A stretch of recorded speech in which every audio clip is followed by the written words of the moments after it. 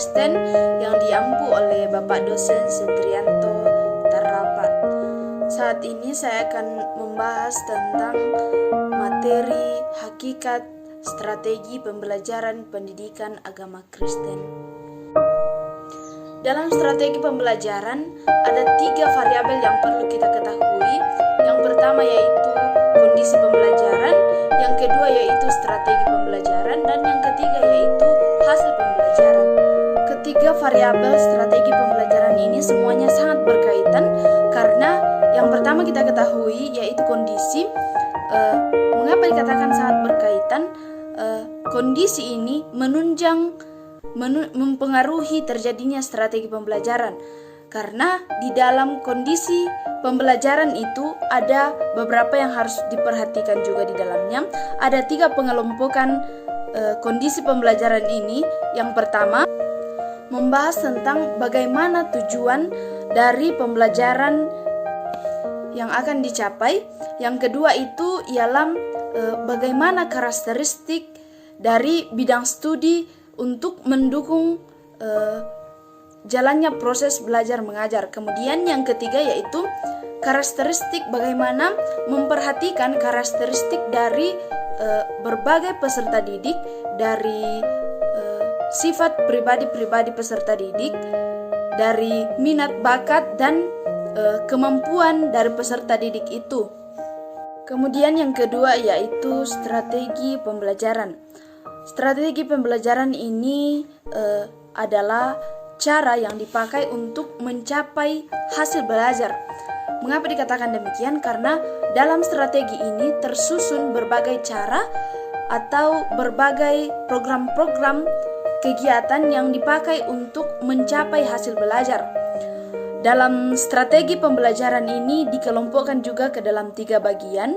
Yang pertama yaitu strategi pengorganisasian, di mana di sini tempat untuk mengatur segala sesuatu yang berhubungan dengan materi atau isi yang akan dipakai dalam pembelajaran.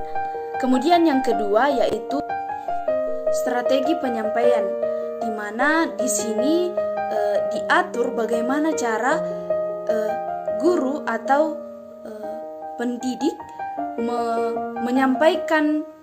menyampaikan materi atau isi pembelajaran itu kepada peserta didik.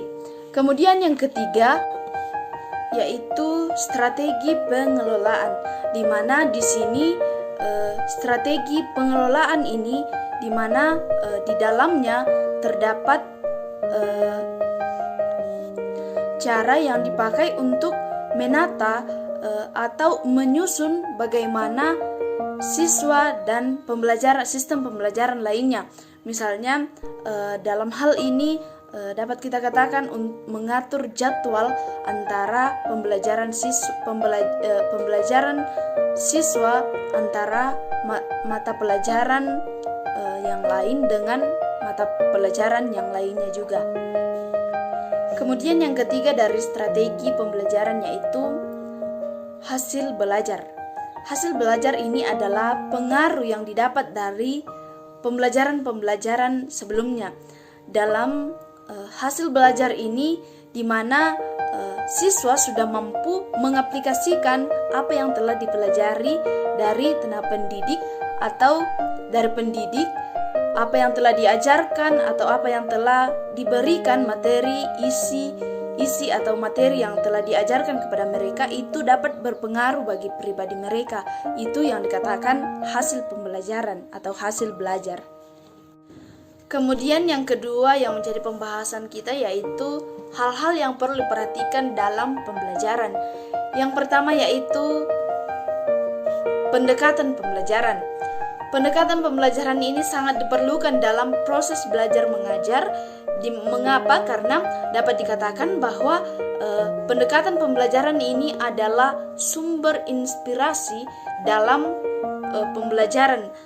Berlangsungnya pembelajaran itu dapat berlangsung dengan baik ketika ada pendekatan, sehingga pendekatan pembelajaran ini dibagi atas 2, yaitu pendekatan yang berpusat pada siswa dan pendekatan yang berpusat pada guru. Kemudian yang kedua yaitu strategi pembelajaran. Strategi pembelajaran ini adalah rencana atau cara yang akan dipakai dalam kegiatan pembelajaran nanti. Atau dapat dikatakan hal ini dalam strategi ini di mana disusun rencana untuk kegiatan pembelajaran ketika melakukan proses belajar mengajar. Kemudian yang ketiga yaitu metode pembelajaran. Metode pembelajaran ini adalah cara yang dipakai untuk menjalankan atau melakukan strategi atau kegiatan rencana-rencana kegiatan yang telah direncanakan untuk berlangsungnya proses belajar mengajar. Kemudian teknik pembelajaran yaitu cara yang dipakai untuk mengimplementasikan metode pembelajaran.